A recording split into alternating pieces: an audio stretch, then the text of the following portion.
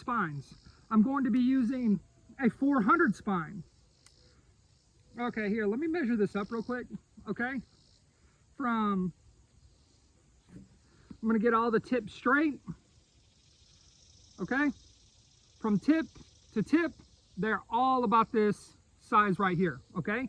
We're going to be shooting a 600 spine, which is going to be the longest.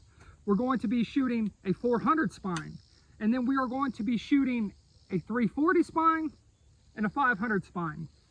Okay, the big difference that I want you to pay attention to is the 340 spine, which is this one right here, and the 600 spine, which is here. If I measure this up correctly, like this, you will see that there's quite a bit of a difference. We are going to see if the archer's paradox affects spine at all whatsoever. Sometimes on groups, I yank people's chains by saying that the archer's paradox is a myth and it's a hoax, okay? The reason why I say that is because I want to open your eyes to Eastern archery.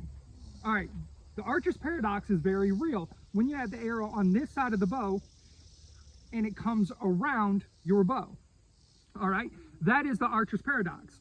The archer paradox that I refer to when I say it's a myth and it's a hoax is people say that you cannot shoot with 3 fingers like this or like this with the arrow on this side of the bow, because the arrow veers so much further right when you shoot like this.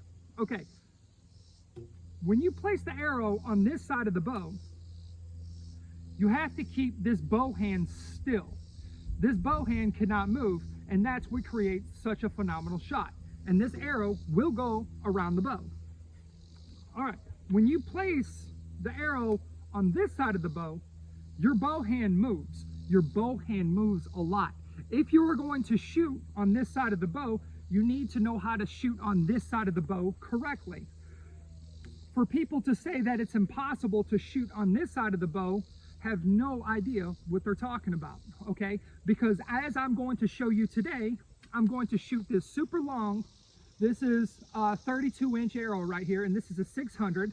I'm going to be using the same 150 grain tip, okay, all the way to 340. I'm going to be shooting a 400, a 500, a 600, and a 340 spine.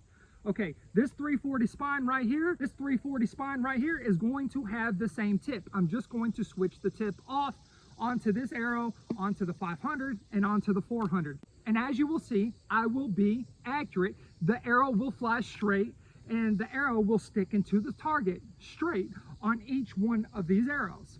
And this is the reason why I love Eastern archery so much, is because I don't have to have a certain spine.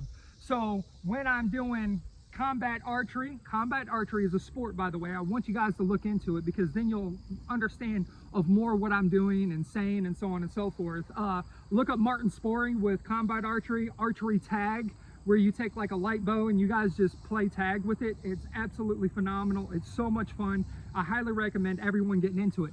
Okay, but I'm getting off subject.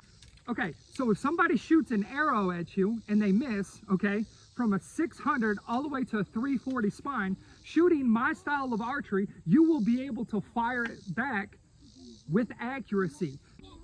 And this is one of the main reasons why I got into Eastern archery, because I can pretty much pick up any arrow and shoot with accuracy back at my enemy. Lars Anderson mentioned that in a video, and I bought the same book that he recommended buying, and I started reading it. And that's the reason why I became so passionate about Eastern archery, because it is absolutely incredible, and I highly recommend everybody start looking into it. Shoot this 32-inch, 150 grain tip, 600 spine arrow. I will be shooting it the same exact way that I will be shooting this 340 spine arrow that is 30 inches long with 150 grain tip. The bow I will be using in today's video will not have an arrow rest. It is a 50-pound, 53-inch Monarch Korean bow. Now, if I can use a Korean bow to do this, I also can use an English longbow, because that's how I first started. I thought English longbows were the ish when I first started archery, okay? I eventually moved over to shorter horse bows like this.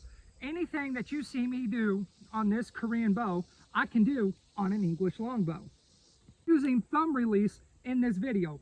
But one thing that I want to note is that while you have the arrow on the right side and you are pulling back with the right hand, so if I was to be left-handed and I pull back with my left hand, I have the arrow on the left side of the bow pulling back with my left hand.